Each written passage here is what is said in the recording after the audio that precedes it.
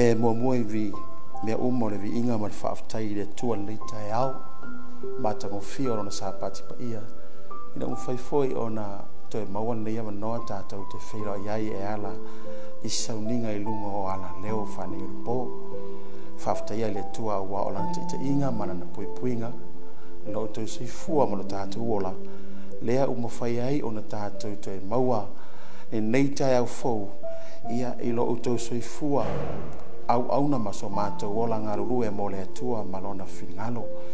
Nā tu le nei te au ia tu mawatu pēr I le atua alona lava vi inga nei se ia o I le whaavau awa ana le se noa le atua se manu tātou te le maua le nei te au fau o lona Sapati pa ia. Nā tu le avea u leo e whaafero ia tu ai sunga le Taitai au hale whatua whaapea a inga whaamalo le tau malona ngā lua e au mana ngā lua ngā re tua le ngata I lea ia o sui o komiti au te o loa ma le whailau tusi mai se o ro wharetua ma o tau ainga whaafira I atu I le nei tai au mātanga o fia o le Sapati o le tua tai nane le au tele o le ngā lua ngā au Samoa le langi atoa mai lava I maunga te tele se ia pa ia maunga iti a bea le au whainga lua ngā pa ia le tua o lo o wha auto va amatala fauto I tu fio nei la lang ona o le tau suina o le pai o le ola ia I le suafa fa perpelo Yesu lo tatu ali I lo tatu faola o te fa pe atu ai nei taiao ta lofa lava fa pito ngafa se fa mtalanga nei taiao le la tau o e na la tau ia vai o papatisonga so se fata fa taulanga ma so sta fa la langi sa fatino inai nei Sauniga Tātou e na whiri tu mo Yesu malana upumoni. Whawhiro I atu whapitore nei tai au I ata utou le whanau whiri a le atua. Ia ele ngata I lea e a po whialava se ta wha o maua mai ai so se Samoa I le nei tai au na nei Sauniga pe ona tātou iai ilo na Sapati. E whaata alofa ma whawhiro I atu utou I le suafa manu malo lo tātou lii. Lo tātou whaola o Yesu Keriso. Tai ni tai au li whiangai tātou malele sona o te wala watu ma le whaaloalo lau whai pese o whiriwhiria nei tai au la tau te langi ina le vi inga e to mua ai le whiau o le atua.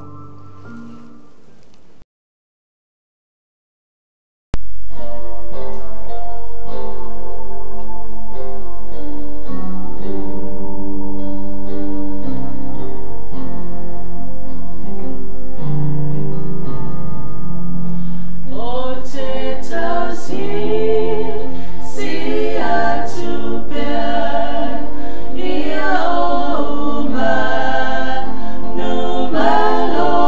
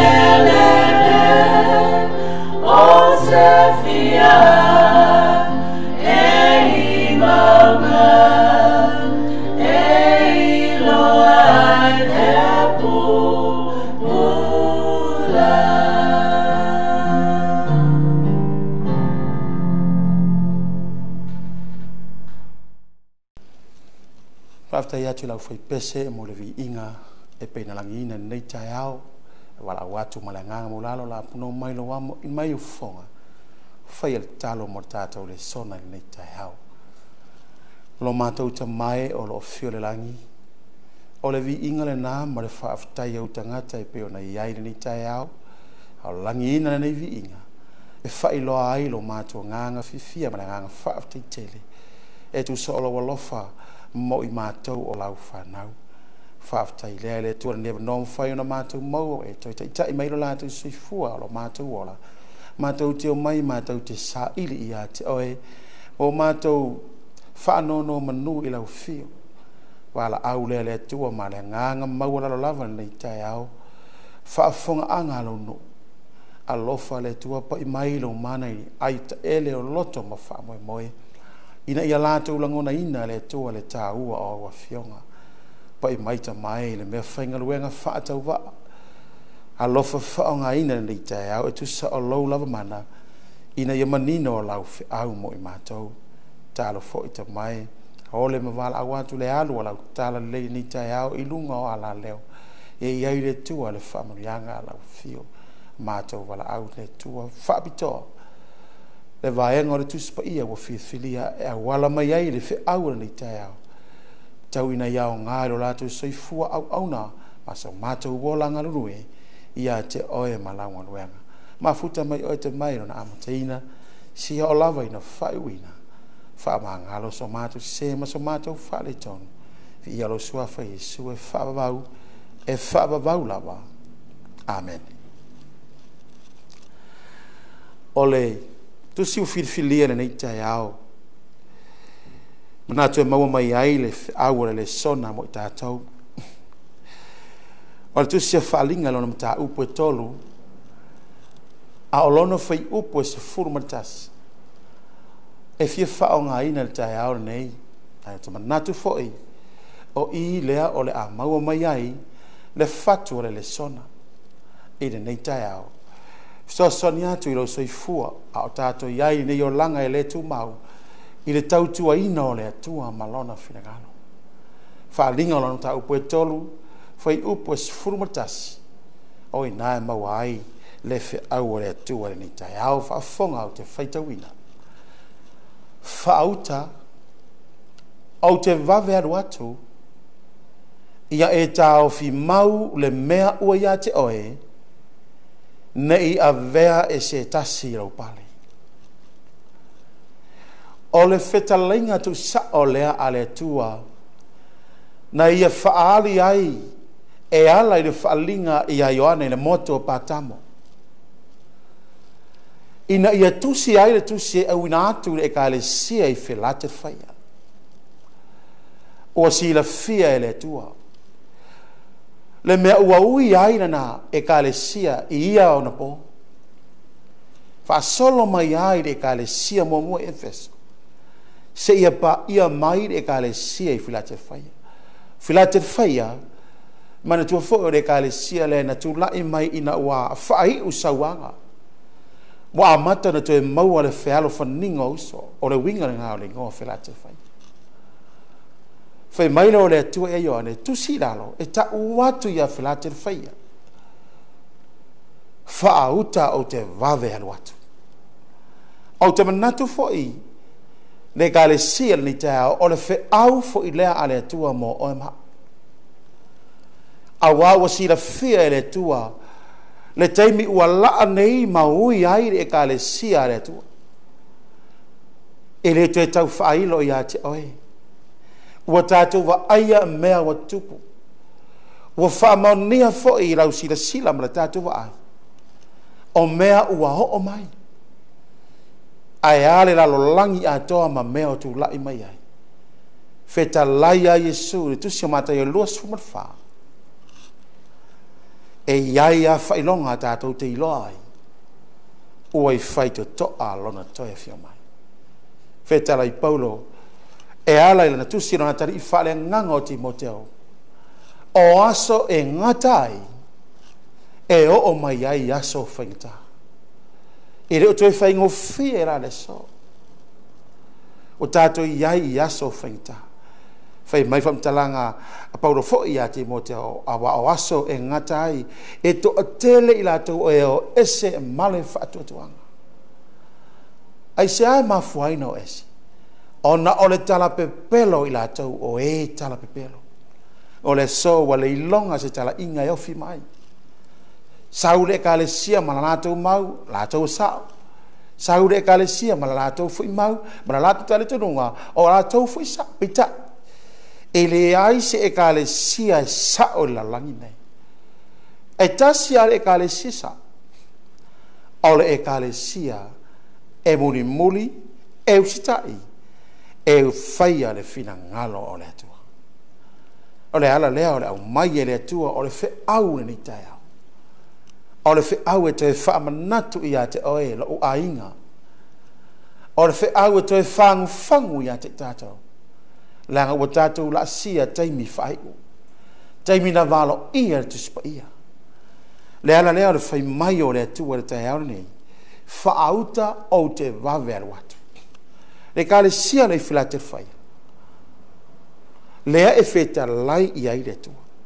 A e sila la amtanga le tu silea na ave ia filater faia fai mai famtalanga ale tua filater faia o mea nei o fai mai ai le paia o le fa maoni o le o iai le ki atavita o le na te tala ai le ai se na te fa mawina o le na te fa mawina foi ai le ai se na te tala o le whamtalanga na le tua i le kare sia i whila te whaia. Whe mai ua ia te ia le kia tawita. Pea susu e ai e tu Solomina. O lo whamatala ai le upule o le kia tawita. O lo sui tu langa i le upule e ta ua o le paua o le tua. O na winga ua ia te ia le paua o le tua. Whe mai a whaina te talaina ele ai se tasi nate whaamawina. A whai fau i whaamawina, ele ai se tasi mawhaina i taraina. Whaamatala ai le whai te toa lefoi mai le tua, e iai le whai te toa ta ua o le whai te toa e wala au lia i tangata, a wale upu monia le tua. O le upu na le tua ia filate whaia. Fai mai na whamtalanga le tua. Ua owi loa au ngaluenga. Whila te whaia. Ua owi loa au ngaluenga. O le mea lea. Ua au tu ina atu ai i o luma o le whaito toa. Ua manoa. E le ai fo i se nate punitia. Lea ua au mauri au le tua ia whila te whaia. Whila te whaia. Lea vanoa lea ua au tu ina atu o le whaito toa. E ta tala ai le fe au le tua. E whaatanga ai whila te whaia e ave le fe au le tua. A wawhi mai le tua, e le ai se tasi na te mawhaia ona ia punitia. Ai se a whila te whaia, a wā ua ia te oe, sina mā losi titi, ma ua e tau sia la upu, ma ua e le whaafitia lo ingoa. Whape nā le nganga o whi au li kai au nei. Si la fia le tua, le taua, na tau mai ai le ana i ka le sia. Na ui mai ai, se ia ona pa ia mai le la sanga le ia filate whaia. Whai mai le o le tua, na ia te oe sina mā losi titi filate whaia. Na e tau sia i la upu, na e le whaafitia ai lo ingo. Ana winga, e ui le tele o sauanga ma me na ui mai le kalesia ai o mai la sanga o le kalesia ia filate faia a o lo to toe asina malosi ate fai mai le o le atua o le malosi na e tau sia hai la upu ma e le whaafitia hai la unua whaauta o te tuina atu i lātou o e whai mai o lātou o iutaia ai pe pelo rawa i lātou o e na lātou i loa le pumoni wa alalanga wa whaolaina alalanga wa lātou i loa fo i le atua ar whaalavelave e le i loa usi tai ne me whai mai e le atua whai mai lea o le atua o i lātou na o e ua pe pelo o te taitai i a te i lātou i au luma. Lātou te ifo fo i au vai. Lātou te i loai. Ua o lofa atu i a te ai. E le tau whaamtalaina nei whawa yaso au saure au le tua. I le tu i mai refili. Le ito satani. E o lawa i ta ngata lau tele o Samoa. Ua lātou whai upu o le ngata le lotu. O le fe au le tua ai o lava i lana au na o le na fai ma ave fe au le tua. Wala tau ita iai lea la fai mai le tua fila te fai o te au maia i la tau na. O i la tau na o e tala pepelo. O e ita i le tua. Re le tari tonu fe au le tua fe mai o te avatu i la tau i a la tau wifo atu i a te oto. Amen. O le matau tia ne nao fe au le tua. Mai le whamtalanga a le tua ia filate le whaia. Ua e tau sia le upu o lo'u on sai. O le mea rea. O te tau sia i foi oe le i tu waso e tofo ina hai. O si la fia le tua e ui le e ka le sia i sawanga mwhaita. Fe mai le tua a e filate le whaia taru ai sa e tau sia le upo lo'u on sai. O le melea. O te tau sia i le itu aso e tofo inai. Le ka le sia le tua. Ua fola le tua. Tu ia filate le whaia walu i teimi o tona. A o le so lau vala awina mo le vala filifilia whapitoa le tua. O le ka le sia e tau sia lana upo mole. Ua promise le tua iai. Taluai wa e tau sia la upu o te tau sia foi oe i le taimi e tofo inai. Tato vai atu la ngai mai o le tau singa o le asa. Ofi mai o sauanga. Tato vai mea o te tupu fe mai Yesu o fai longa ia. Tau te iloai o i fai to toa a lo toea fio mai. Tato loto te tele lea. SISDAC lea o fai mai le tua a fai tau te tau sia le upo lo ono sai au te tau si fo i a te uto i rei tu waso e tofo ina i rei te o fai mai whamtalanga ta vita tu se salamo mai le tua e pa u se to a afe mani mano ai le te ane se tasi lo fore e va ai fo i mata a o tau i le tua i ele ana o soe ni tai au o i fai to ala afio mai o le mo peto fafe po fitu ua lata mai le ngata anga o mea ma Yesu e uta e matala ma ia tato te talo aisia o le to e fai ngofia aso o tato iai ua nga i mea uma i le whaatau no uina o folanga le tua fai ungo fai ngā mea le tua ma le whanau tangata a o oe maau le ka le sia le tua leo au mai e au te au nei fai mai whaauta o te vave aru atu ia e ta o fi mau le mea wai te oe nei a vea e se tasi rau pale no mana o le whaautu i aire au te au nei i au tu e whapea ia e ta o fi mau le mea ua ia te oi. Aisa, nei a vea e se tasi lau pale. SISDAC, o le folanga na le tua ia fila te whaia, ai o te mana o e ta ua te o le fe au na le tua mo oi le tai aone. Ia e tau fi mau le mea ua ia te oi. Nei a vea e se tasi rau pale. E atangia mai le whamtalanga tuspa ia. Ua already ta pena e le atua le pale. E atangia mai ua iai le tauwi. To e pau ole mea le whaatari iai le tua, pe whaamata e mawhaina ta ofi mau e lana whanau. Le mea na ia tu una wai. To e pau ale. A whaila e le ta ofi mau ai, mai rau le tua ta lofa e a vea nei e se tasi rau pale. Ai o le ala lea lo a inga le ni tae ao. Boto e au mai ai e le tua le fe au. E wha manatu ia te oe.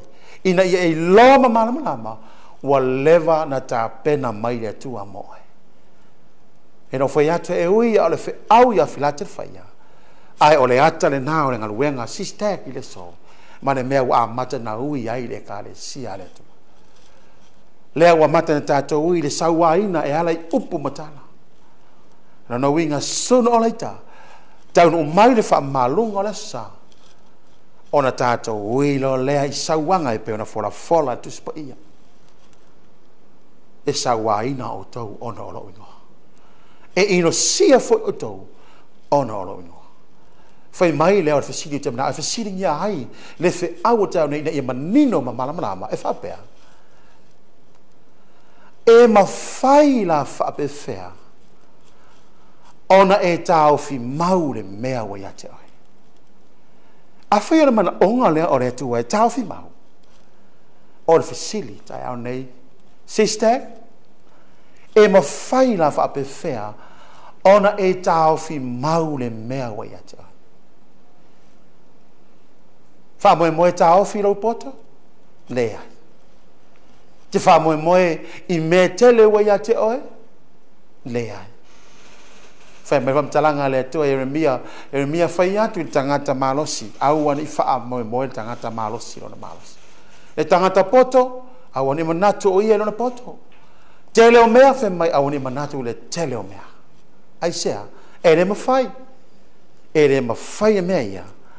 Ona whe soani ia te oe e tā ofi maure mea wa ia te oe. O le ala leo mai whasiri te au. Ina ia manino le wha le tua. E ma whai la wha ape whea, ona e tā ofi maure mea wa ia te oe. Na manatu le la tātou whasolo le wha te au nei. Ina ia manino ma malam lama. I le awala. Mau mai le tua tātou te ma whai ai. Ona tā ofi mau le mea wai a te tātou. E sisila, vanga mua whi au tai au nei I whapea. Ina ia mawhaina tātou tāu whi mau. O le vaenga mua. Ia e tari tonu o loo soi fua le tua. E ta tauna e tari tonu o loo soi fua le tua. Awa a whai tātou te le tari tonu, no winga, tātou te le ilofo e iai le tua o loo soi fua le lang. E sisila la o whamtalanga a le tustala e pere whapea. E pere sumatasi wha upe ono, awa e ta tau I le aluatu I le tua. Ona tali tonu o loo soi fua oia. So ongona mau, o ia fo ina te tau wia mai, o e matu wasa ili a te. SISDAC I te aone. O le tā ua le nā o lautari tonu I le atua. Le amatanga le mau le whi mai, a le ai se whatutua e le mawhai o na fia mai le atua. Au mai lo le lu inga whau, au wā e ta tau I le aluatu I le atua. No winga, so se tangata na te iloa le tua. So se tangata ua tā pena e momoli so I fua I le tua. Whai mai whamtalanga whi auta au nei.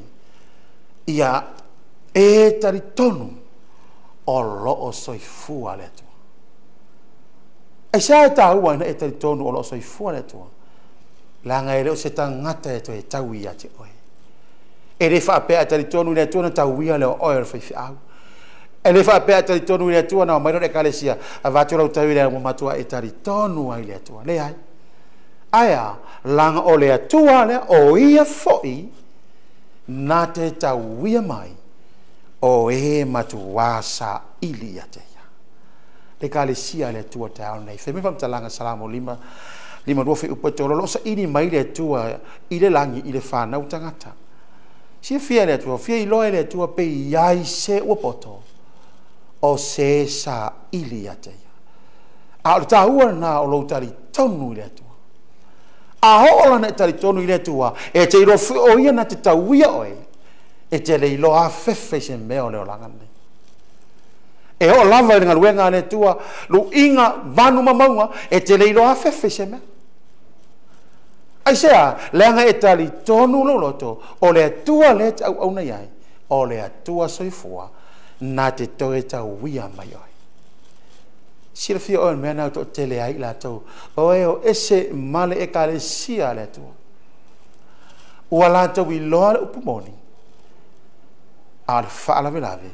E le o tari tonu i le atua e ana le upumoni. Na mafua lea. O na o ese male atua. Hai whai mai wam talanga tu stala e peula fo im tau koe toru fi psulua. E auso e.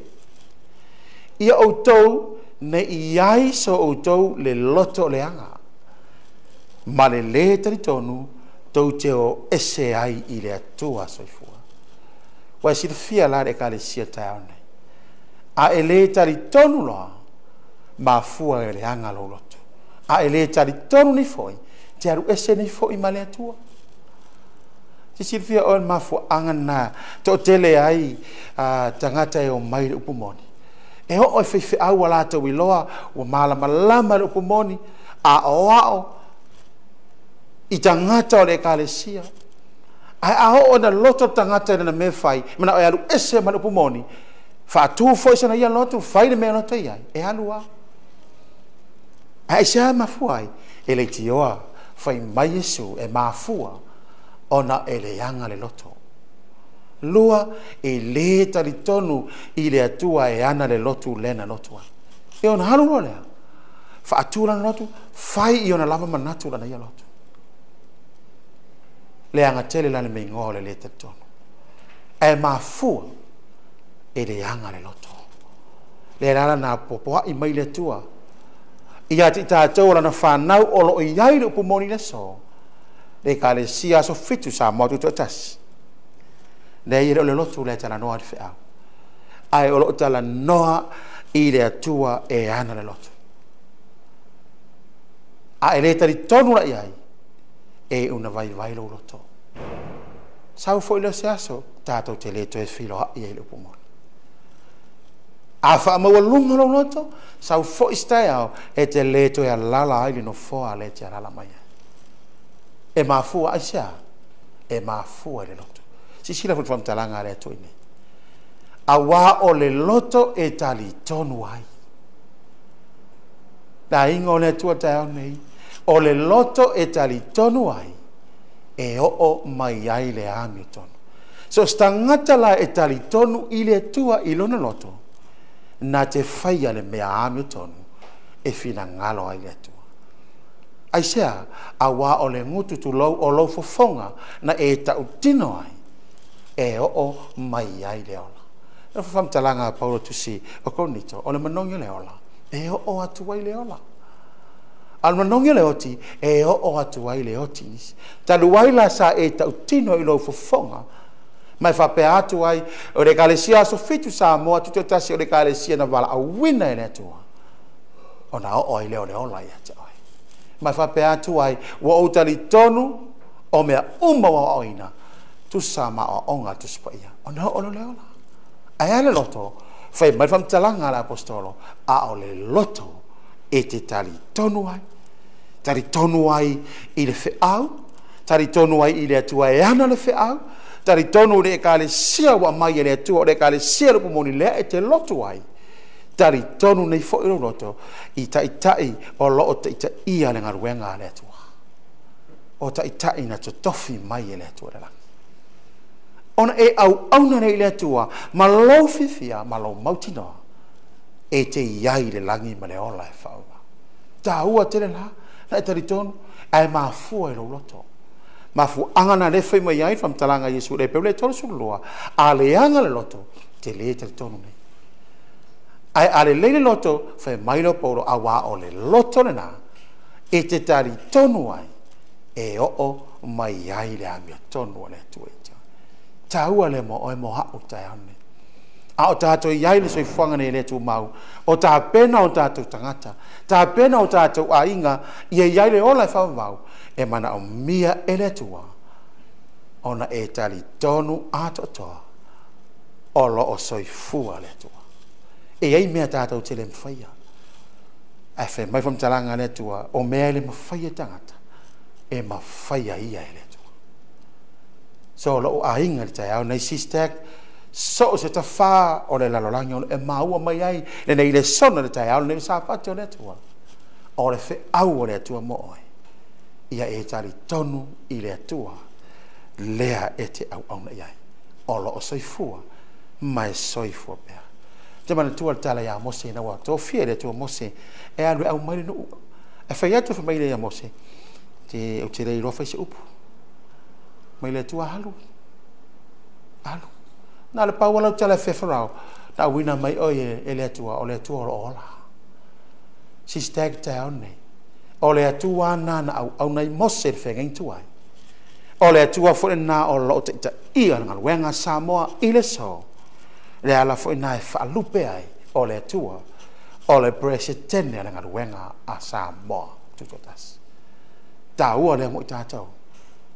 Au e maua le wanoa e te au nai, e te tau tua i le tua. Ia matua se lau pasene awan i whapsiringia. Lau taritonunga i le tua. Lea tātou te au nei ai. Wanga lua. Au te au nei. A oina e taritonu i le tua. Ona mausali lo lea. Mai le wanga lua. Ia e tu mau i le tua. Awa e to atele la to o e tari tonu. Ai le mawhaina tu mau. E se ai mafuai. E na ona lotu ai le tari tonu i le atua e ana le lotu. E na ona lotu ai le tari tonu i le atua e ona le upumoni. Mafu anga na e wha leonga lua ai. E wha le tonu ai. Le mawhai lea ona tu mau i le atua martarale. E se hoi mafu anga. Ua i loa le upomoni, ai whaafisiri ngia le mawhauwhau le taritonunga le lotu. E sisira la oe whamtalanga le tua, Paulo ia Timoteo, lua Timoteo tolu sumatwha, a o oe Timoteo, ia e tu mau i mea ua o oina i oe. Ma ua mauti noa ia te oe. Na wai loa o ia, na o atu wai ia te oe.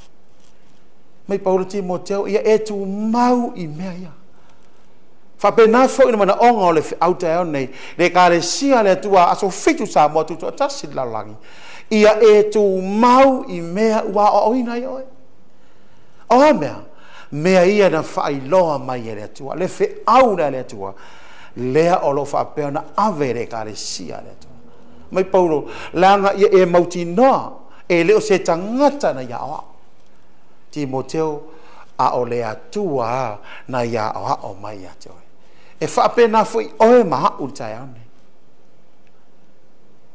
E leo se tangata na ia oa o mai. E ui o pasta wili te itai o ngā ruenga sufitu sa mo lalang. Na ia oa o mai pe itai.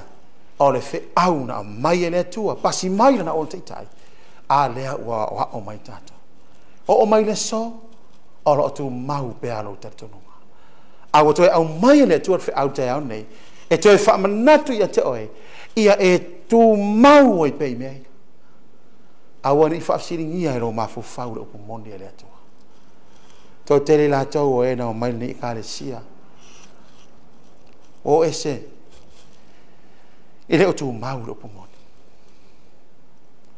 Ai mafua i sea. E mafua o na e le taritonu.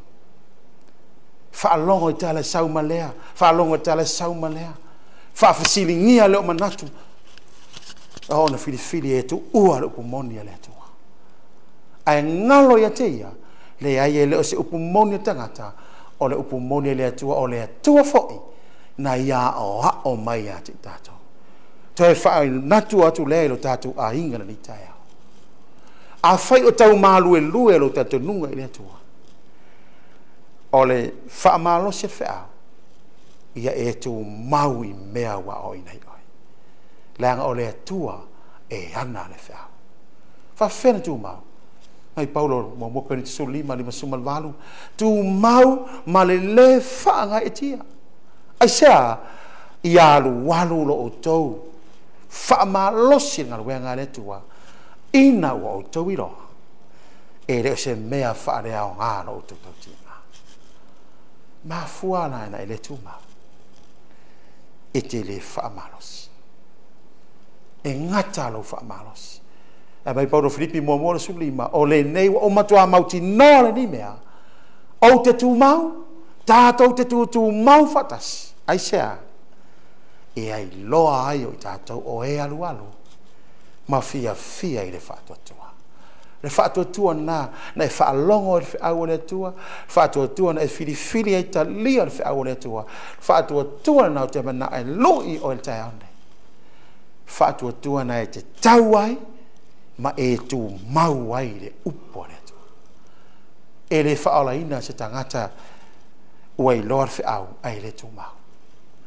E le whaora ina fu tangata e alanga i le atua, i le upomoni, a e le tu mau i le atua. Nau le tangata e tu mau. Ma fu anga lea, whai mai el tu spa ia. E peru le asfulu sutolu. I nā tātou fi mau, tā ofi mau ia, i le wha moe moe, ua tātou ta utino atu, ma le le fe alo wha. SISDAC. Whawa ia so alu fe au nuna ea. E rei fe alofa ia na au na avi fe au. Ai sea, langa wa mauti noa na Taitai, ua iai le wha moe moe. Wha moe moe na leo tātou tau tino ai, e ale la vehino le wha au le tua, e le fe alo fai fo ira. Langa ua tātou iloa whai mai, e wha maoni oia, ua fola mai. Tāu fi mau la le wha moe moe lea. Le ale wha moe moe le aso e fio mai a Yesu. E pere ono sumariva wai ate tātou le nā wha moe moe ngā.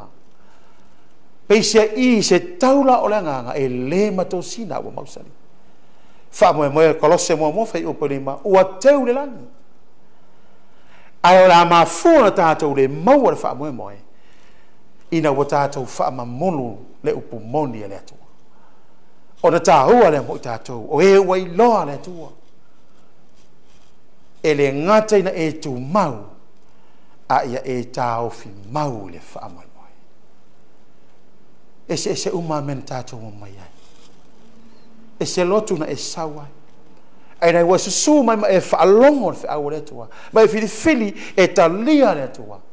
Le wa o mai le so le wa e alala mai ai mo tutu atu. Ona o le wha le tua na e wha longo ai. A le wa au mai le wha te au nei. Ia e tu mau I le tua. Tāu fi mau le wha moe moe. Awa a tātou le tāu fi mau. Tātou te le maua fo le sini ma le wha moe moe ngā le whanau tangata. Lea o lo tau sini yo I ai. O le langi ma le ola e wha moe. Le wha moe moe ngā. Wha moe moe ola. Le whai mai paulo le preono su tasi whai upo ono. A e ono whai upo sumatasi. Tai tasi ma whaali mai le whiringa. Ina ia mauti noa le wha moe moe. Wha moe moe le ola. Le whai mai paulo tu seora matolu whai upo e lima. O le wha moe moe fo e le mai. Ina ua whaalia mai le alofa o Yesu Karisto ia te tata. O soe ni tai au. Le wha moe moe na. Lea tātou te whaatari ai. A whai e tu mau. Mauti noa tātou te iai. Whai mai Yesu ma te rusu whasu toro. A o le tu mau se ia o I le ngataanga. E whaolaina. No winga leo tu mau se tau sanga. E le tu mau ni masina. A e tu mau mai le teimina e loa pomoni ma e talia. Mai lo Yesu tu mau ai. Se ia o I le ngataanga. mauti noa lea e whaarai noi. Lau a inga SISDAC nei tai au. A whai o tau malu e lue mawhisiringia leo talitonunga i letu. Wa au mai e letu wale au e toe whaamanatu i atu. A whai o tau whiriwhiri e te aru ese. I e aru ese malau mauti noa. Ele e se whaamoemoenga o i atu. Ai au ngar fe au te au nei e toe wheli wai. Wheli ue ina ai manatu malangona. Tu mau. Tau fi mau. Se iao o ile ngatanga. Whaola ina i tātou e letu. Whaenga muli muli whea. Ki lea. Mane aungo me uma. Ia e whaamahoni letu. A e taritonu. Tu mau. A e tu mau. Whaamahoni fo i lea i letu. Whaenga na toro whi au tai ane. Ole mana onga a toa fo i nare la. Whae mai whamtalanga le tua. Ia filatir whaia, filatir whaia.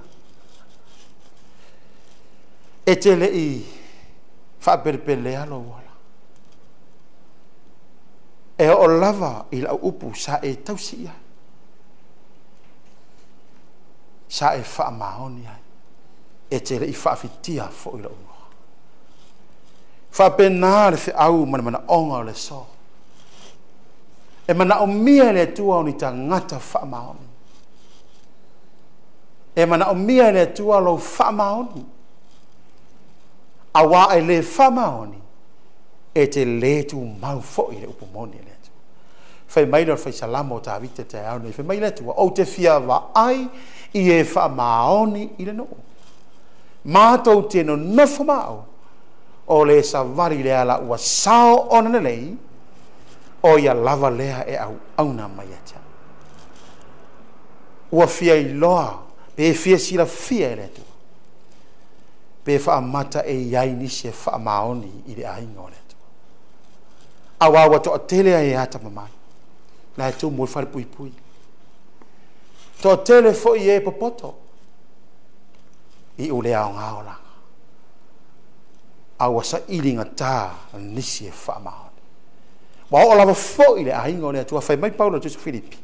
Wa o tau sa ili se tasi na te tau sia wha maoni mea le tua. Wha pēnā fo i la le so. Wa to a tele tangata wa lata i loa le upumoni. Wa malama lama fo i le upumoni. Awa whainga tā na sa ili nisi e wha maoni le tala le. O le ala lea le whai mai o le whai au te au nei. Ia e wha maoni le tua. Langa whai mai le tua. Au te fia wa ai i e wha maoni. Fia i loa le tua. Po o ai ni tangata e wha maoni i te ute. O ai ni se wha maoni i le tupe le tua. Le se fuluai ma le taulanga. Ai ale taimi le tua wa au mai mo ai. Vaenga le se fuluai im taulanga. To a tele i tato e wha maoni i le se fuluai. Ai ale taulanga. Sina mea e whai tawane. Ai sir file o se fuluai fe mai le tua. Tofo mai pe o te leta tala pupuni o le langi. Se furua ila e matala e whai to o langi. A o le tau langa o le tupe o lo alofu. E sa a i le tua whamania. Me na whai mai whamtalanga a le tua spaia. Songa luenga. O le tele lana e fo ai. E tele fo i lana e se sele. A o le titi, e titi fo. Ma fuanga na waleva na e lotu. Leva na e tau tua i le tua. A e oia ma safalo ai. Ai sea, ma fuanga e tere wha maoni le tua. Na e loa le upumoni, ai e tere wha maoni. Ai are tau singa o le Sapati o le tua. Toa fia nisi e nana i roa tale teima Sapati, ala e whaia. Ia nana wha alonga mea ua pese lotu wha awhira i Sapati. Ora ia na e whai mea ai e te soe sau e pese i runga o le tua. Tā ua lo loto, whamtalanga se tasia uo i utaia, matala noi ni usira. Ova ai le iai ina wa wala aulia masau matou whaafira i Sapati. I le tau singa o Sapati. E o a i ipu, si ipuni, mea uma e whao ngā tau singa Sapati, e whaapa ia. O whai atu i lauso. E whai me o le tau singa leo le Sapati te tono le aipa ia. E se le wha maoni. Na tangi le o loto mo fa peifo. Talo sia ai la ngona tangata o le atua i Samoa. Ia i lona fa maoni. Ea. Te ofia nisi o lala mai. Ma fa fofonga mana ni tai au Sapati o le atua. Ai fa to a vela la kukana le la tai au e Savaii loa. Te ofia. So o lo fai o se mea fa pena i Sapati o le atua. Fe mai le atua. Ua e so lia ai le atua.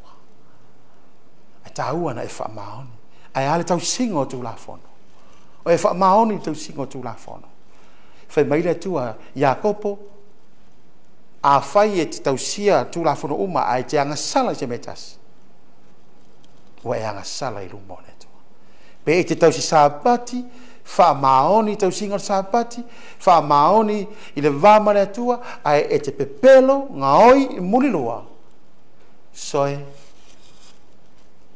na e lotu fu le lotu le tua ai faita wina matu sia I aprela ua e soli le tu la fono le tua o le ala le o mai fe au langa fia va ai le tua e fa maon lua mai le tua o ila tauna ma tau te no fo ma o ai la tau o le o savali le ala sili ona le o ia lava e au na mai lo ainga SISDAC ni tai te le lo polare umitalu na e ai de fautanga te le lo foi polare umitalu ona e tau tua I le tua ai ta mala malama ni le kola le tua li tula sutasi mata rusfu polare talu na e lotu talu na e ngalue talu na e au ai a saurtanga te fatu a sau nafi fa maoni le vama le tua e una ave tangata le amanuia awa tu tusa le tau yo le na sawa nafi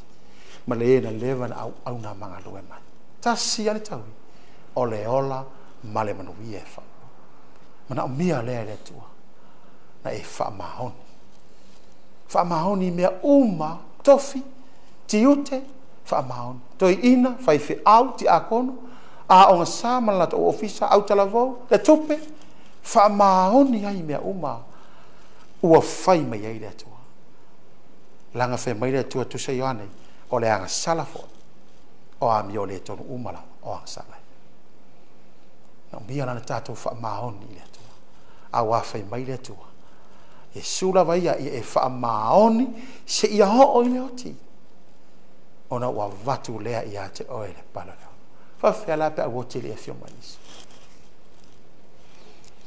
so en litaya pe ete oti e fio mai Yesu fe mai Yesu o te avatua ia te ai. A whaina e oti o e wha maoni ro wamane tua. Ta pena receive lo pale tai hafio mai Yesu. A whaina e oti e te leo wha maoni. Ie Maria fo le tari la amai Yesu. Whai maila wham talanga le tua tu so whalinga. Lua sulua whai upasu matas. O lea wa mio tonu ina mio tonu peia. O lea mio le tonu ambio le tonu pe a wa pe tato te fa maoni pe tato te le fa maoni fa mai Paulo ya Timoteo lo Timoteo toru fa upu e se formatas e fa maoni lava le tua soi ta ua le na tato fa maoni o le ale te me o mai vala au le tua pe fina ngalo fo ile tua fio mai o e soi fu pe ia e fa maoni le fa maoni meiti mai le tua o te tofia o te pule I metele a le tahua na e le tahua le ale te le tofia te au nai ai tahua o lo fa maoni le fatinonga le mana au le tu fa mai lo Paula Filipi ina ia avea o to mai fa maoni male le ta ule ngaina pe a o I le aso o Keriso o le mana onga le nao le tua. SISDAC, ia avea I tātou ma e wha maoni. Ia le ta uleanga ina pe a ho o le aso. Ma fu angana e whai mai ai Paula tu se mo te Salonia 5 lo sui tolu. Wha pa ia ina o tau. E le tua e onan manuia, tino roto ma le anganga. Ia le ma ta uleanga ina I tātou I le aso.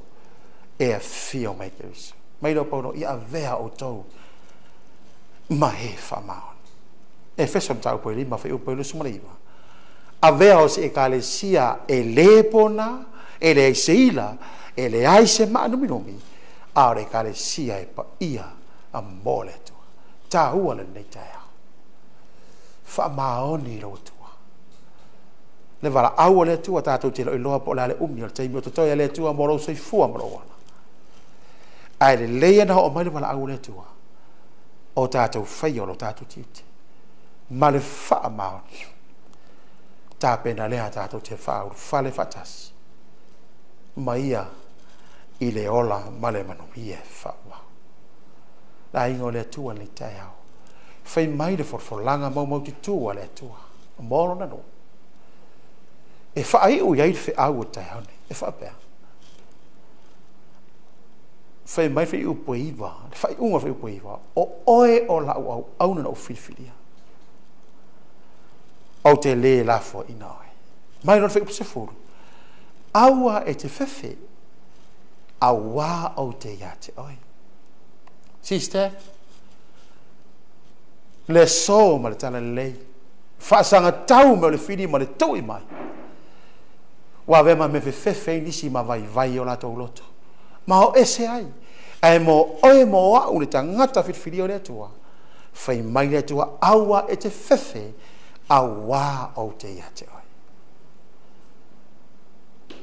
o le tua le tatu te au nai fa maoni a le tua na fofoa mai aua e te vetepa te pai aua o au o loa tua o te fa malo sia oe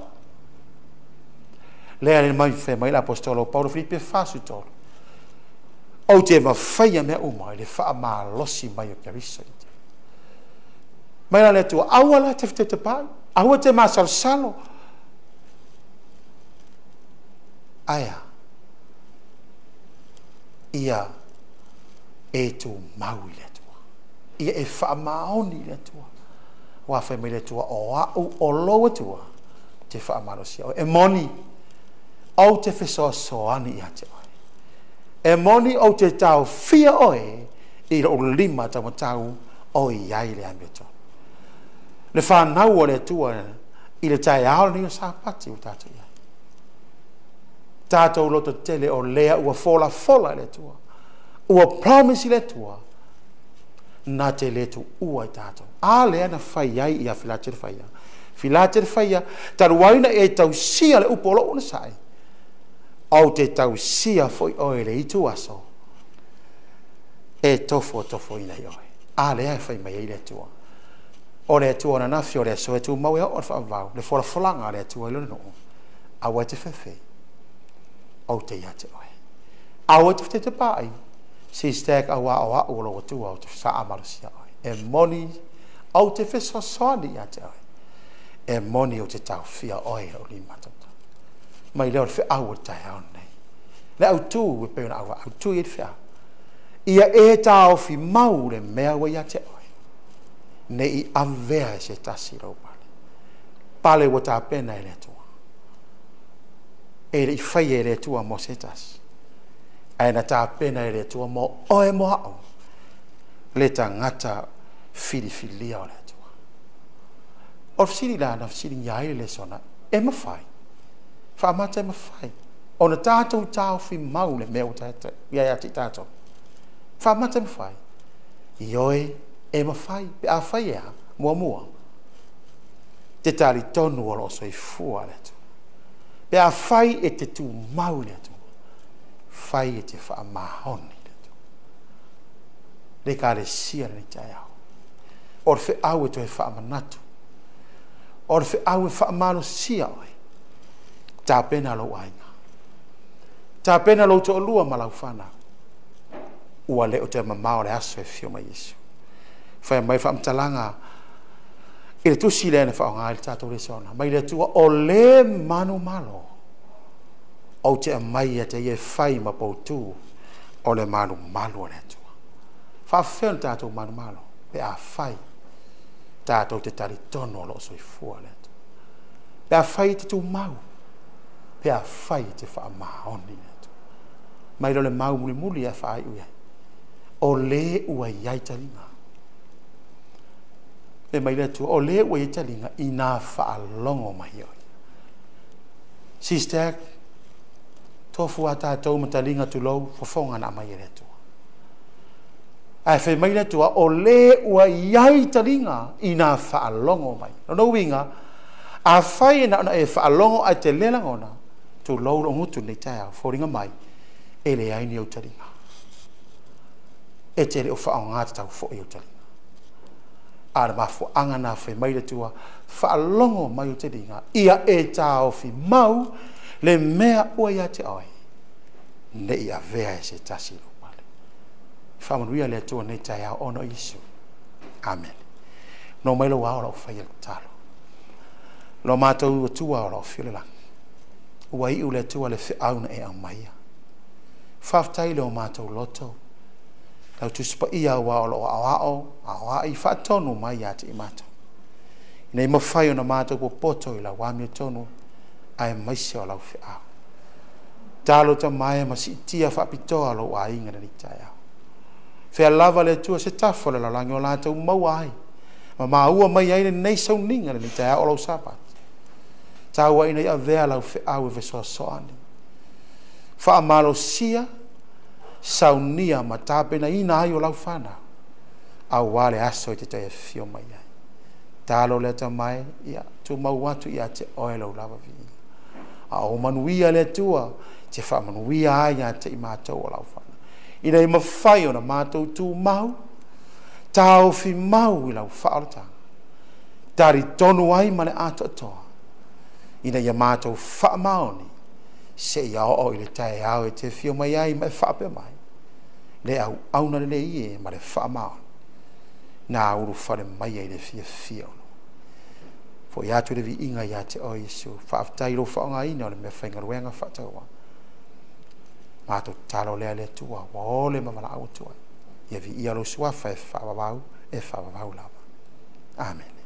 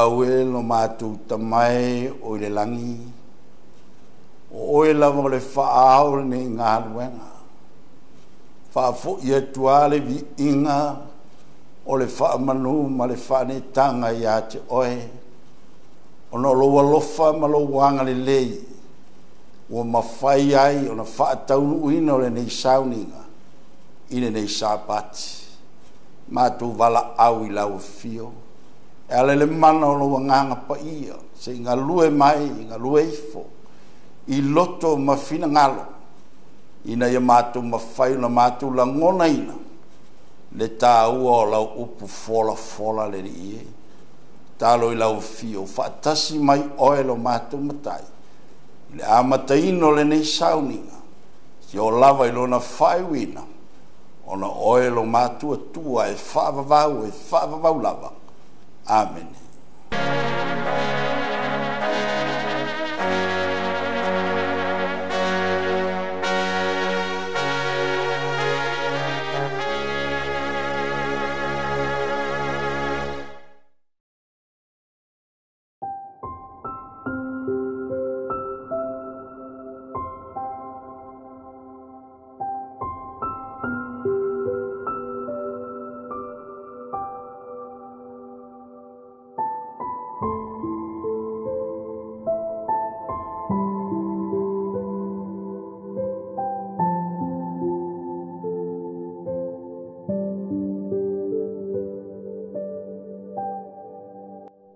Tai whaptona I o tātou taulanga ma sfurua wala watu sunga ti akono wale ta waino tanga na waino tātou sfurua I taulanga I le nei tai au pe whaoa ele tangata mea ale tua a outou whaoa o mea a outou whai mai ni a ea o mea ua mātou whaoa outou whaoa mea se furua I a outou mea a toa mataulanga wa matua whaafanoina outou o le nuu umalawa au wā o outou whaoa umea.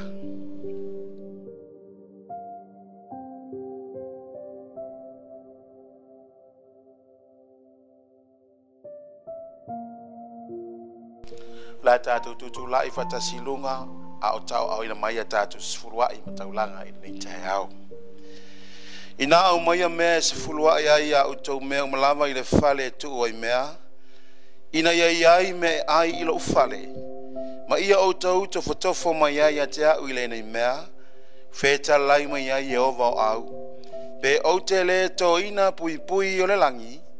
Mo au tau ma se saa atu le manuia mo au tau. Ina se ia sili o na tele.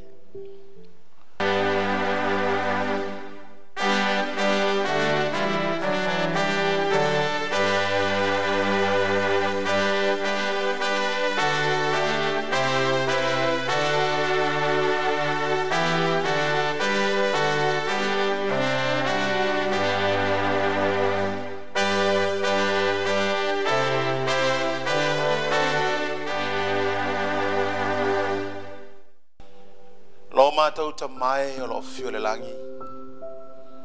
O le oa ma le ta mau a inga. O mea ia la fio wa umona e fo wa I mai a te I mātou o lau whanau.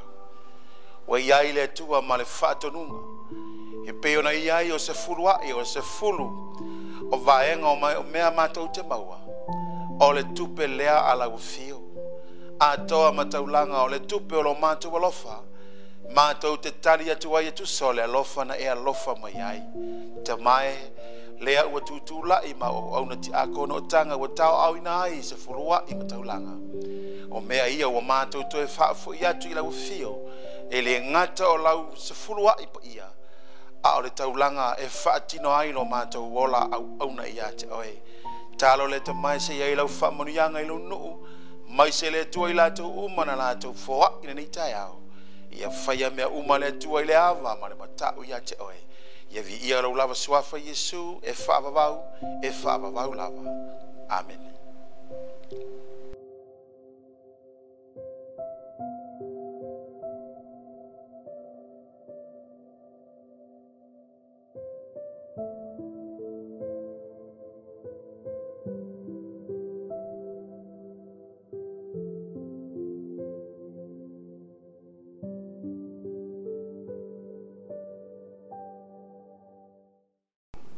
Loa tuai le tupu o te whanene ia te oe o te whamanua tu fo I lo suafa e whaavavau lava o te whamanua atu ia te oe ia so malava o te vivi atu fo I lo suafa e whaavavau lava e fo I alivi inga I le atua I le mawalunga ma le loloto ma le lautele o lona lofa. O mawhai ai. O na mawale nei maftanga i le tai ao le Sapati pa i o le tua. Whaataunu ina ele nei Sauniga. Vela va leo leo mo mo na o whaatalo whatu. Whaafelo yatu ina na o na Taitai ao le tātou Ngaluenga. Sunga ia pasta wili papu. Whaapea fo ni Faletua ma le no whaala. Whaamalo tau. Whaamalo le whaatotoa i le atua ma la Ngaluenga. Suafa manu malo Yesu Kristo. O te whaatalo whaatuai ma o whaafelo i atuai. Whaafelo i atu i lana sunga le au tustusi o le Ngaluenga. Pasa i a feta ma le Faletua. Sunga ia pasa ata ma le Faletua o ia le te uoloa le Ngaluenga au le lalolangi atoa. Whaafelo i atu whaapitoa. Taitai mata Ngaluenga taitasi mo lato Faletua. I le lalolangi atoa. Whaafelo i atu ma whaatalo whatu. Whaafelo i atu le au whai Ngaluenga tofia le atua i lea whaatawhaitaulanga. Ma lea whaatawhaitaulanga. Ai ngata i lea o maunga titele ma maunga iti o le tātou Ngaluenga. I le suafa manu malo Yesu Kristo. O te whaatalo whatu ai. Ma ou whaafelo i atuai le nei tai au. Alua le whaafelo inga. Nisi o mawhai o na whaalongolongo mai. I le nei Sauniga ma le nei whiau nei Sapati. Whaafelo i atu ma whaatalo whatu. I le suafa manu malo Yesu Kristo. Whaamanuia le atua i lau whaafonga. Whaamanuia le atua le amataino le nei Sauniga. Se i o lava i lona whaiwina. Ora Yesu. Amen.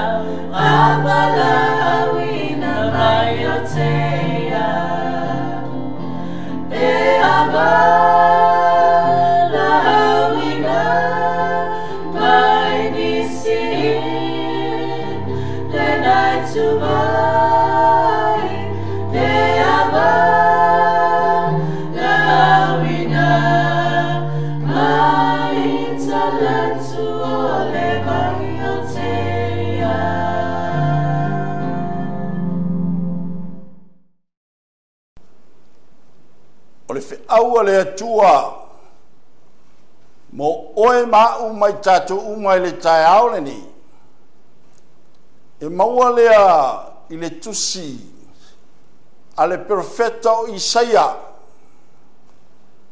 fasu ma le tasi lona mata upu faitau le lua e o lava le sefulu a maua se taimi ia e te tangai mai ai lunga ma e faitau mai ai o le halu le fe'aua le atua mo i tātou i le tae ao le nei o le tusi lea Isaia o le tusi na tusia e le perfeta o Isaia fai mai le whamtalanga le tusi pa ia na soifo mai Isaia i le tila mo e fitu ono lima soifua mai ai le perfeta le atua au avea usia matupu i le nua iuta o lea na maliulo i usia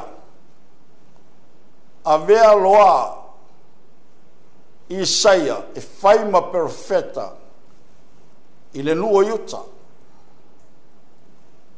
i le tausanga lea le tila mo e fitu fa o na avea ai Isaia ma perfeta i aiuta pea ma le fast food tausanga o ngalua e Isaia e avea ma Taitai e avea ma perfeta i aiuta perfeta le atua o le taimi sili leo na sawa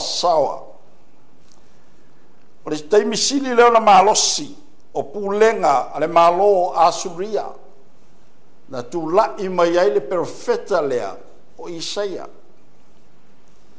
o le matau puna langa ina Isaia le perfeta le atua fast food malitas e tautala i le whaolotanga ma le wha moe tautala i le whaolotanga ma le wha moe o le mau au tu o le whaau mo oe ma u le tae aole ne ma ua le tusia mātai o e luas fun ma le wha Aola fai upo e fasu ma le fa. O ngā ma le launga Yesu le motu o tangata.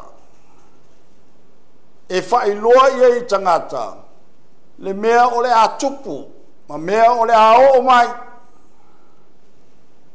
Ia o lava i le aso e fio mai ai.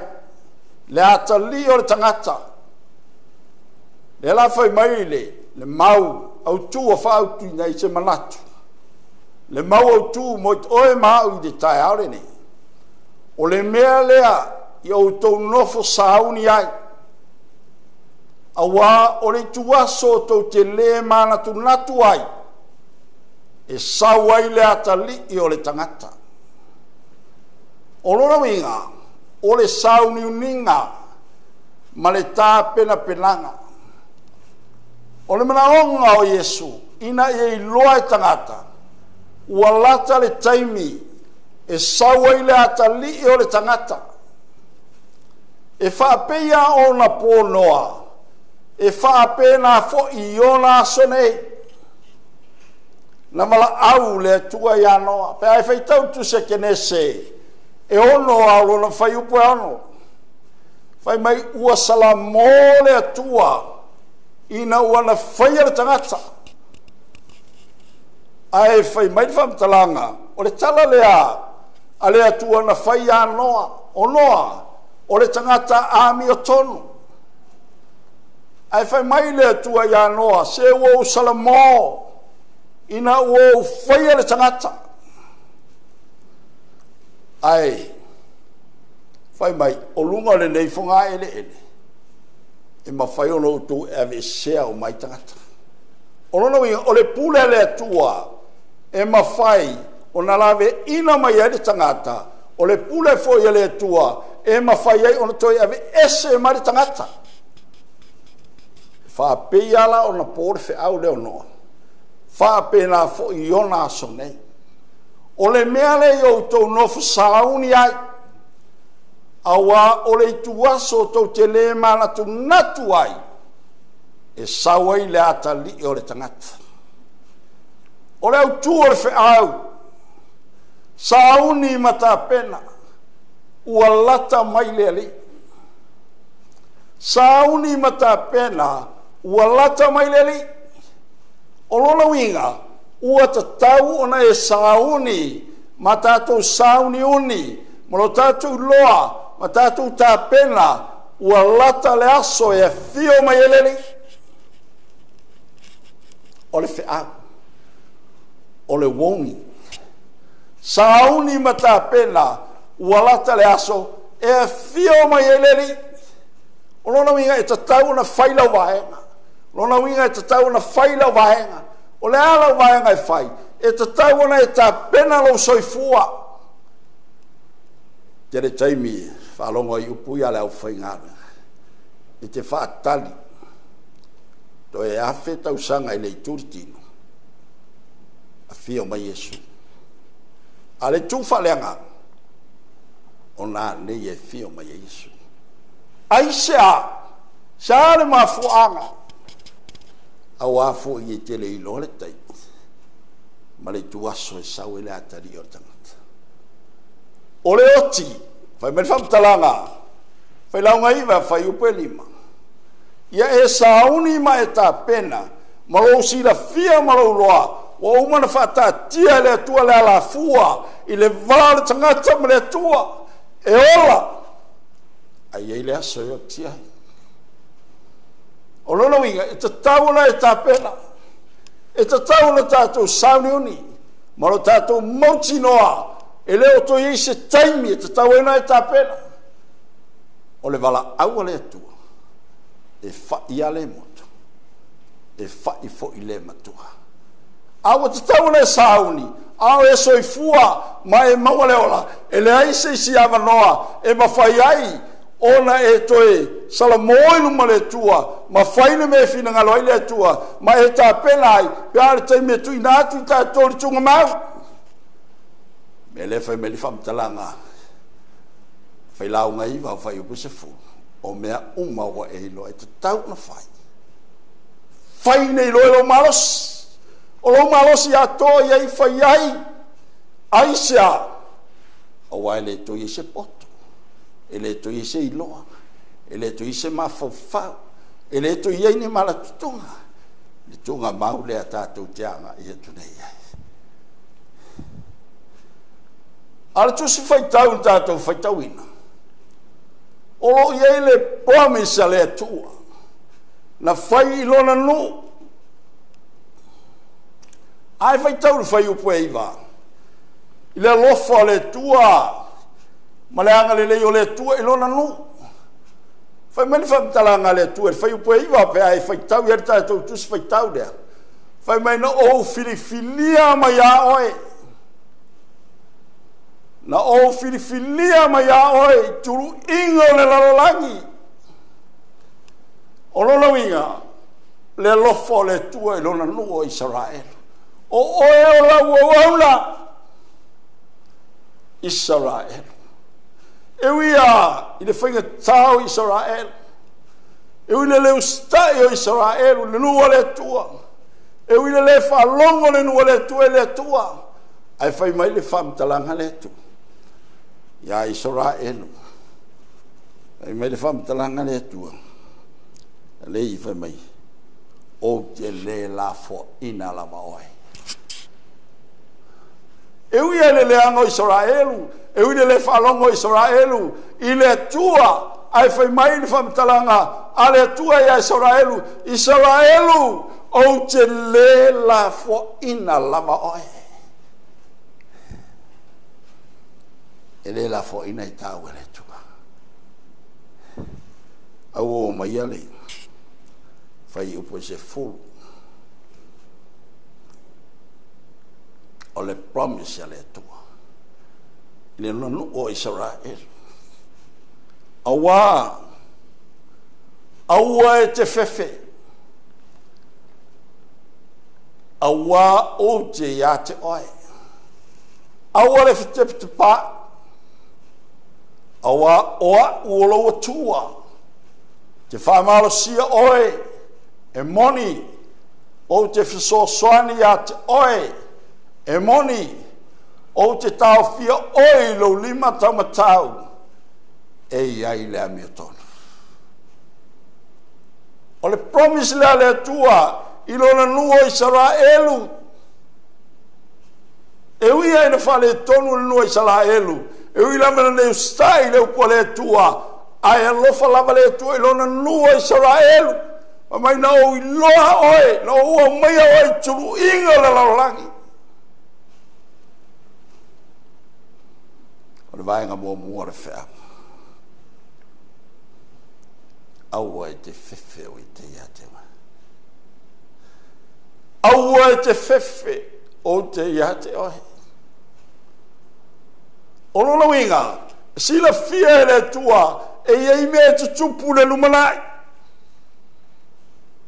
E iei mea o mai o mea tinga, o mea whingata, e le mawhai e le tangata. O na mawhai o na tū ma te atu, pe a o mai. Ai whai mea whakatalanga le tua, aua te fefe o te ia te oe. O lona winga. O le whaamaru singa le tua. O mawai Israelu wharetini. O leo tatu ia Israelu whareanganga. O le wheau whapitoa. I le taimi whapitoa. I le tūlai whapitoa. Mo oe mau mai tātou uma. Seisi o whalongolongo mai le wheau. Aua e te fefe o te ia te oe. Sila fia le tua me o tutupu. Ale o tutupu me o mai. O nisi tangata o le mawhai o te tāpua i te minei o fo. O fefe. O whaalongo li tele o complain a tangata. I lungo le ea le Facebook. Whaasalalau mai o TV. O upu ma whaamatalanga tangata. E tau whaafefe mai e o lawe lewe ino le whe aua le tua. Aua matua ina ina tangata. Mai o le launga le whai au. O le whasi o tinga o tangata. Mea lawe me lea tua aua e te fefe. O te ia te oe. Sila tangata o fefe. To ese ma. O ese ma le tantununga ma le whatutuanga. O ese matono le upumoni. O foi ona upu matala. O fefe o whalongo atu. O lea la amata na whamalo sia la sa. Ale o whamalo sia la sa. O fefe. O foi. Ai whai maile. Vaenga mo morfea. Aua i te fefe. O te ia te oe. Samoa. Ai mai siei. Tanga wenga o au lau langi atoa. Aua i te fefe.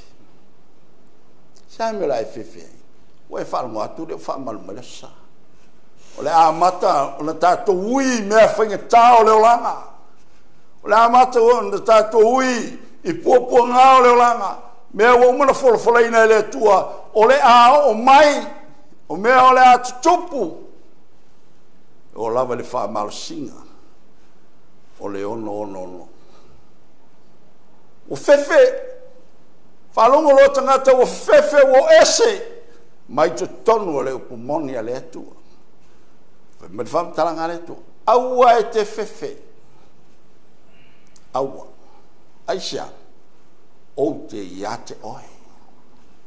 Aso fitu Samoa tuto tasi le lalang. Ao e whalongo mai lo leo. O le a whai o ia te oe le atua. Aisha me o le ai fefe ai. Ai whai tau tu si lea. Nā luenga lua suma le fitu. Alon whai pue tau suma le tasi. Ono ina olo i ele whamatalanga. O le taimina malanga atu ai. Le apostolo Paulo. O le ave Jerusalema. O lo fatali mai le sainga ma le fasiotia ma le faamatia o le apostolo Paulo. A fa mai fam tanga tu spaia. Walu atu nei le malanga. Ua fai malanga atu de atu Asia. E o anga i Yerusalema. Ua atu le vaa ma le fai ngā malanga. O e na wai. A toa ma le Taitai o le toa sela. Wangi le fa ma le mafu i tele. Wangi mai. O fefefe. Toi au le feo soi lalo. Toi au le pule le ola. O fefefe. A o pau. O le tangata na filifilia fa pitoa e le tonga. Ele popole se metas. E uia na ilo e Paulo. O lo fatari mai le fasalanga ia te Yerusalema. A le se le avelea. Ma awala na fefe le apostolo. Ele i fefe pe popole se metas. Famile apostolo. Li Taitai le to se lau mai lato. Awana ialu ese se tasi malema. Awana ialu ese se tasi malema. O le taimi e te ialu ese malema. Ele faola ina oi. Soe. O le taimi e te ialu ese ai mai le atua. Awa e te tonu. O le upu moni le tua. Wa mea o matangata. Wa e talia le upu moni le tua e ale no na Sapati. Na le mawhaile se metas. Na vesea mai oi. A opo. O le tangata i te leno na loto. Mena fe me fa talanga tu spaia. Pe ola pe oti. La apostolo Paulo. Oti moreli. Ola moreli. E mai elo. Ben fa talanga le apostolo Paulo. Tu si le ngaluenga. E i valu fai pes fuluma le lima. O ia o le ipu na filifilia e le tua. E momoli lo ngoe nu ese mamalo. Manu, o le ipu na filifilia fa pitoa e le tua. Lana wau Paulo, e le fefe leoti, pe ola, e le fefe se metas. Mele fam talanga fai pu Roma e valo. Alo fai pu todo suma le valo. Ele ma fai le oti po le ola. O meino le po mea tali. Ona fa tese no mai tato. Mai le alo fa tu no le tua. Ele ma fai se metas. O le tangata na filifilia. Fa pitoa e le tua. Ole Roma e valu fai pe to sumartas ore nei. Sia tas to pui nei mea. A fai au tato maleatu. O ai se fa sanga tau mai a te tato. Ore nei. Sia sa tato upui nei mea. A fai o au mai tato le atua. O ai se fa sanga tau mai a tato. Au tātou male tua. Oi se whasanga tau mai. Tā whai tātou te au male tua. Loro minga ai au male tua, e te usta e me whai mai le tua. I te whalongo i le me whai mai ai le tua. Mai o le asa tātou upu. I nei mea, o tātou wawa ai ai. A whai ua au tātou male tua. O ai se whasanga tau mai. Lona wi, ele mawhai e le oti po le ona. Po mene ona po, fa te e se mai tātou le lofa le tua. Pe a whai e au fa tasi tātou ma le tua. Ngane le suma le ona, whai pe tau suma tau. Wo whai atu i nei mea, i au tau. Ina iau tau maua le manuia i atea. E maua o tau e le puapua ngā i le larolangi. A iau tau loto tele ua o manu malo i le larolangi. Buia le apostolo Ioane. Fai mai. Wo fai atu nei mea i ate o tau. Ina iau tau maua le manuia e atia o to le puapuanga iei puapuanga e loa le le apostolo e iei puapuanga e ftaia e mai tato o puapuanga ia na whiangai mai Yesu na puapuanga tia Yesu i lunga le sa tau re Kale vari o puapuanga foi na o i loa le le apostolo e whiangai ma le whalaua le tua o le nuo le tua o le kalesia le tua e iai puapuanga e whawhisangai rona wai e iai mea titu a le utato wawai atu wha mai wo o mai a le utato wawai atu taua ma whe vai inga o isi wale ai wa ngā lala o na taua o sai ringa le pule ma le tamao ainga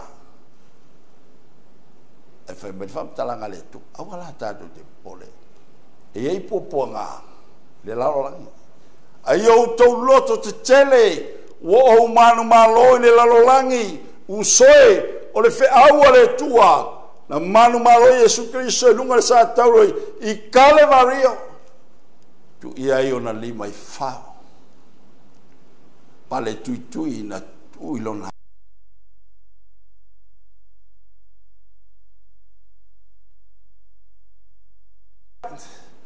lea o mawhai e to e lawe ina mai oe ma mai tato uma o avea i tato o le whanau le tua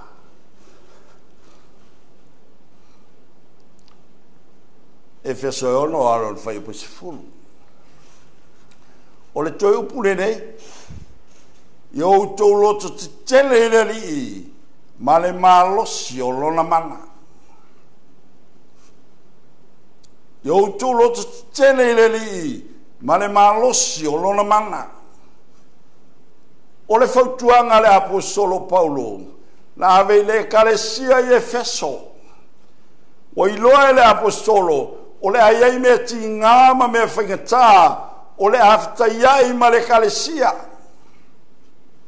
fai mai lo ma le fautuanga ale apostolo o le tusina tusia i tono le fale pui pui upule nei iau tau loto te tele li ma le malosi o lona mana aisha me le fai upuna e so i fai lalo be atu la ngata tau te le tau matangata o le sili ma fai pule ma angelo le pongsa tatu te le tau matangata aoli sili ma fai pule ma ngangaleanga ma lio le pongsa o le mafuanga na mafuai o na toe fautua ma iai la apostolo Paulo au iai tono le fale pui pui o au toe punei iau tau loto tele lele ma le malo siona na mana e aso nei tatou le tau matangata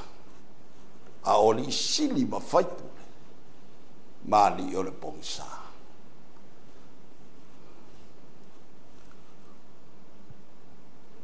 mai nga lua o le whea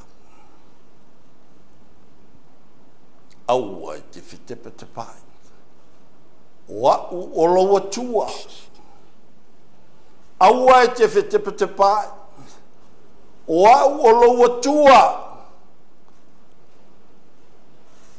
o le promisia le tua i lona lu ori salai a le wa mai de au mo oi ma e to sautua e alu i au tafa i te bi i te re tu mau se metas e te fete pa te pa e te vailes e avele ma mea te loto vai vai ai avele ma mea e te re malosi ai avele ma wale te lu ese mai ai ma le upo le tua fai mai le whamtalanga le vaenga lua le whea aua e te whitepa te pai si le aluka iwa fai pui ono sumatoro ua whitalai atu Yesu ia te ia o Yesu le o le tangata luka iwa lo na fai upe ono sifulu ma le lua. Fetala yatu Yesu ya te ia. O le tango ia le malo le tua. Fai mele famtalanga ale fio ngā le tua. O le e tango na lima i le suoto sina. Ma toi te pai tua fai mai e lea o ngā. I le ngā lue ngā le tua. O lona winga, o le tangata, o la ea lue awele fe aua le tua, ma le upo le tua, ma le vala aua le tua, e alu, ala lava e te pai tua i meo leo langa. Tui na lango leo langa. O la ea lu yeno na mafafau, aua veo yo se tangata, e alu e awele fe aua le tua, o se tangata ualu wana i loa le upo le tua, ma meo leo langa le o ma le tamau ainga. Mai e leo ngā i le malo le tua le aingo le tua tanga lue ngā sofitu Samoa tututas i le lololangi atoa oe o le whalongo longo mai nei ala leo i le fe aua le tua so se tangata na te loa le tua ai to e tepa i tua le suoto sina vai mai le tua e leo ngā i le malo le tua le tangata wala no toi fo i tua leo langa ona watu ina nau i le oa ma le tamau ainga tua leo langa ola e mafau tua i tu ina naunga o leo langa ma mea suma lio leo langa fai me lan famtalanga tu si e pia o le mea le ia la foa e le tangata me mamafa o le asala e fai ma fa lave i lau savalinga ma lau savalinga o le mafuanga la e mafuai ona e to e tepa i tua o la e lenga sala o la e fai ma avenga ma mafa ia te oe mau fai ma avenga ma mafa alea e peru le suta sipa e fai tau ia aia ae vava aia Yesu o le ala tanu umana saunia le tua awala e te ai solo fua i meo tu ina naunga leo langa ma mea sumalia leo langa ai la fua i le tangata avenga ma mafa o le anga sala ai alu ia Yesu malo te tonu malo fatu e tua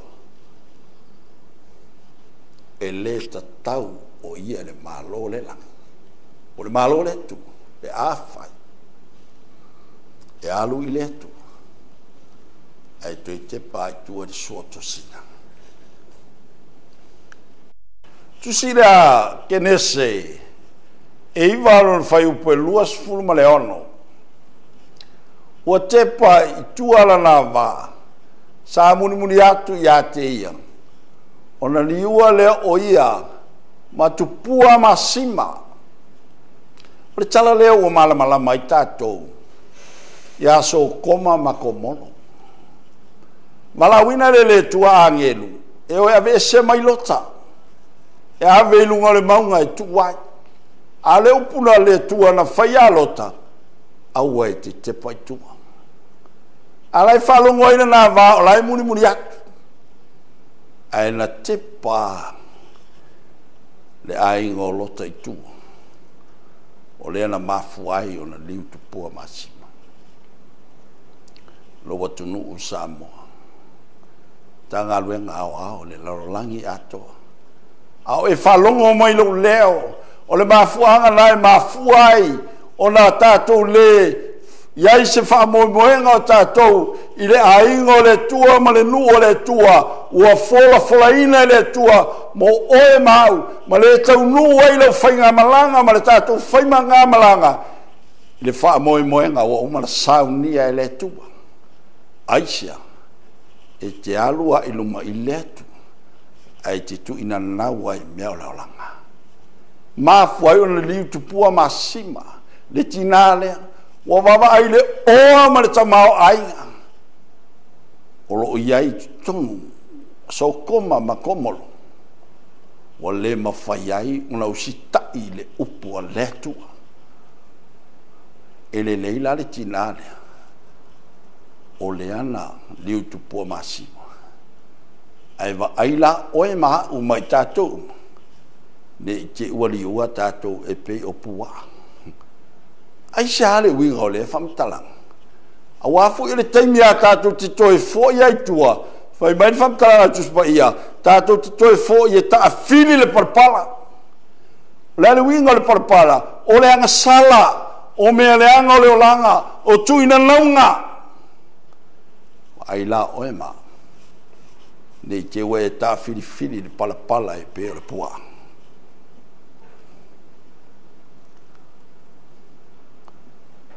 o le vai ngalona tolu le fea o te fa malo sia oe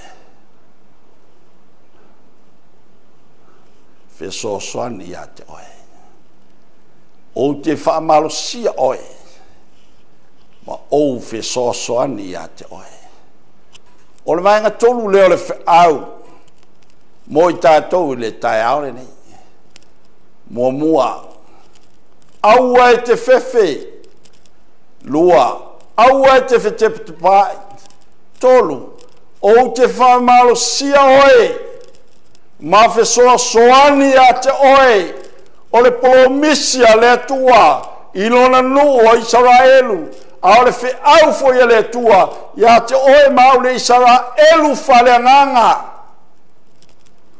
o te whamalo sia oe fe soa soani ia te oe se atua ina alofa se atua ina angalele se atua ina atumu i le alofa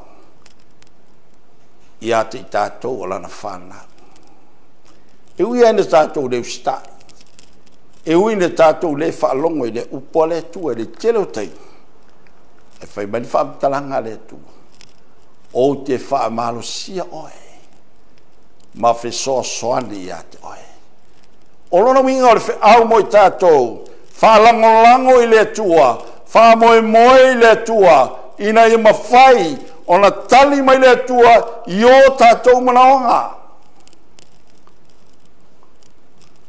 me mani whaamtalanga lua kore nito mua whaa alona whai upu se fulu o le mea lea mātou te le wha vai vai ai o wai ui lava ina tauau ina umalo mātou tangata i fafo ua fafo wina lea i tutonu i le aso ma le aso i tauau ina uma lo mātou tangata i fafo o lawi mai e ui na umana mātou tangata i fafu ai pita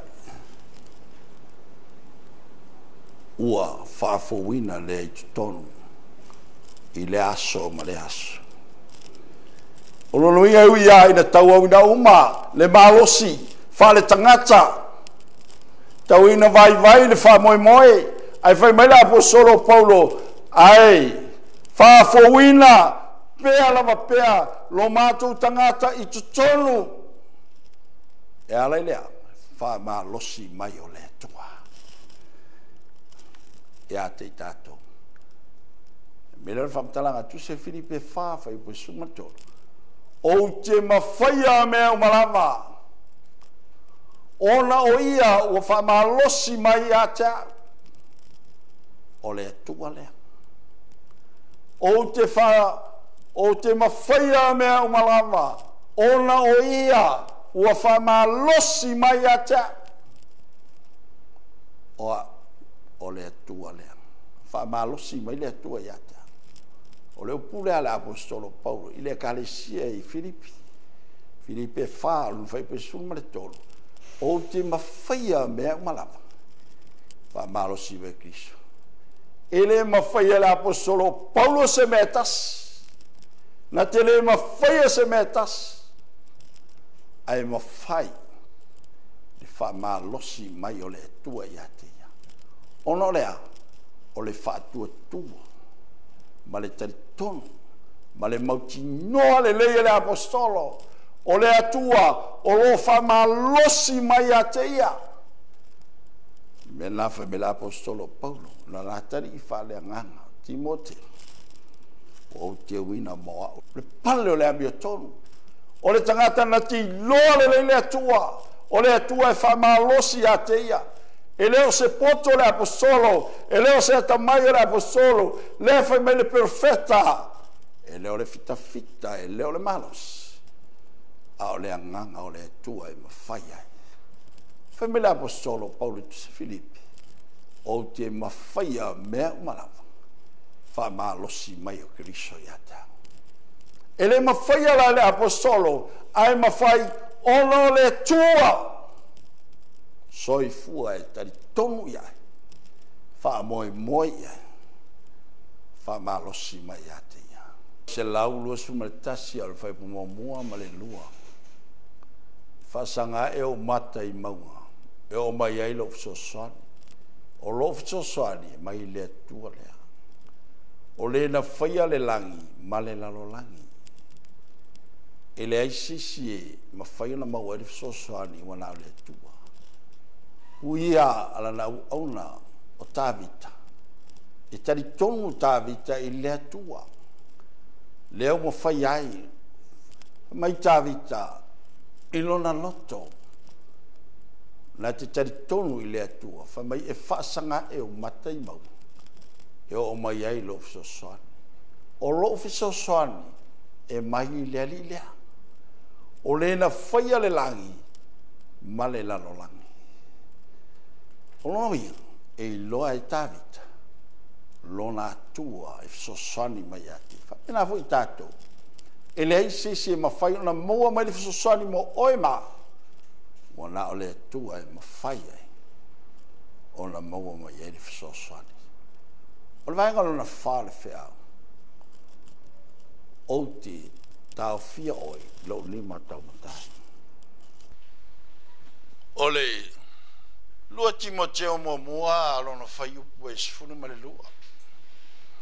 O a popo inga, malapita inga le apostolo Paulo. Ilona atali I whale nganga o Timoteo. E mai leo le whamtalanga le fionga le tua. Timoteo, lua Timoteo mo mua alono whai upu e sifunu ma le lua. O le mea lea o tinga ina iau. Ia mea, e o te le malava. Wa o iloa o ia o fatua tua iai ma o mautinoa o mawhaia lava ia ona leo le mea na o tu ina atu ai a te ia e o atu I le mea I le lavaso o le whapunga lea la apostolo Paulo nona tali I whale nganga o Timoteo mai o le mea lea o te le mai o lona winga ele mawhai, ele apostolo na iaisi nganga fo I lea e Solomona se metas o a upu mawhamatalanga tangata ele fo iai ai whamele apostolo o le mea lea o te le mai e aveina le fe au ma le tala le leia le atua moa pechero e wha alo na whai upo e se fulu maleiva. O le nei, o I lātou o tinga ina e tusa, ma le whina ngalo le tua. I lātou tu ina atu, ma le ami o le lei, o lātou lava ola, I le na whaia mea uma, o ia e wha maoni.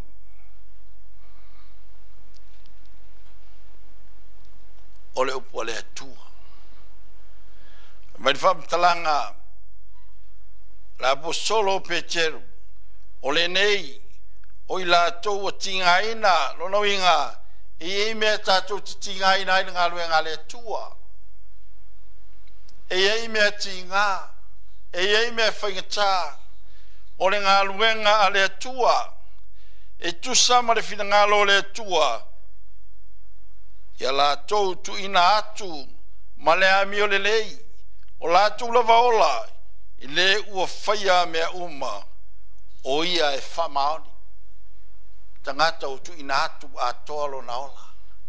mo le tua iu ia ina tinga ina ye me mafti ai ma tinga ina ngaluenga le tua pitai wa tu ina hatu lo na ola mo le tua o ia ua whamaoni e whaia le fina ngalo le tua Samoa Tangaluenga sfitu Samoa tuto tasi le lalolangi atoa o le fe au le na mo oema mai tato uma ina ia ta pena ilo soifua malo wola se manu o maua le amanoa tato tele toi maua le amanoa a le amanoa ua mai le atua au e maua le ola mai le atua ine nei o langa lo tato wau mawai wana o se mea tato te au mawai ai ele taimi e wha o muti ai mea uma mai leo wha mtalanga le maua le au tu o le fe au sauni me ta pena ua lata mai leli o le au tu o le fe au sauni me ta pena ua lata mai leli o lona winga ua le aise taimi ua tale taimi ele tua ua lata mai la fa pe feo na ilo o iloa i mea ua tutupu mai o le a tutupu ma ua o mai o lea ua tatulo tatu vavai ai o lea maenga mua le fe au aua e te fefe lona winga e le te tau le tangata e halu i le tua ona fefe o le tangata e tari tonu i le tua e whalangolango i le tua e le fefe se metas vaenga e lua le fe au aua e te fetepa te pai aua le fefe aua le fetepa te pai o le vaenga tolo le fe au wha malos i e ola i si o langa wha malos o ame vai o le langa o a whawhitauli o alu ingo le ngaruenga le tua o walau nai tato le tua wha malos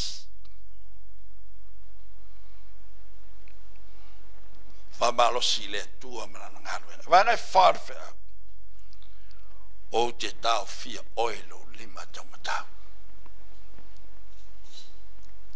O te tau fia oilo lima tau matau. Le aingo le tua, le aingo le fatu tua. Men fam talanga. Ona le tua tavita. Pe ana se no o yo vana e uilo lima tau matau. Se manua o whano. Ale upo le tua le vahenga moni moni. O te tau fia oe. I lo lima tamatau. Ono sua fa Yesu. Amen. Yo va au ilo matu tamai o le langi. O mai ale fi au. Fa leo ina e lau au na e. Ine nei Sapati po le nei taia. Talo le li e fa mole mole. O se vea o ele mafai. Le ave ina o lau upu. Talo i lau fio. Fa lau tiele ale le mana o loa ngana pa ia. E ala i loto ma fina ngalo. Ina ia mafai. O na manino. La matu fa longo ma le matu vai. I lau upu le nei taiao. A veo se fa malo singa ya te mato. O mato loa. Ua le o to ye se tai. Ua la talata mai lava le aso i te fio mai ai. Fa mangalo mai la o. Vai mo le fa tau ba. Se me o fa le tonu ai le aveina o lau fea. Fa mangalo mai fa mole mole. Fa malu ia le fa fongalo no. Ono Yesu ole mala awa tu nei. Amen.